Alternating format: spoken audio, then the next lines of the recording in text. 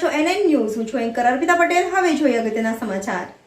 વડોદરા શહેરમાં Karelibaug police station હદ વિસ્તારમાં મોડી રાત સુધી ચાલતી ખાણીપીણીની દુકાન. કલ્યાણી નામની એક દુકાન રાત્રે 5 વાગ્યા સુધી ચાલતી રહે છે. એક તરફ આચાર સંહિતા લાગુ છે, ઇલેક્શન આવવાનું છે, વડોદરામાં બધા જ એરિયામાં દુકાનો બંધ કરાવે છે, તો પછી આ દુકાન કેમ બંધ નથી થતી? શું કારેલીબાગના પીઆઈ સાહેબને જાણ નથી? રિપોર્ટર હનીફ મહેડા સાથે એઝાઝ ખાન, NN ન્યૂઝ વડોદરા.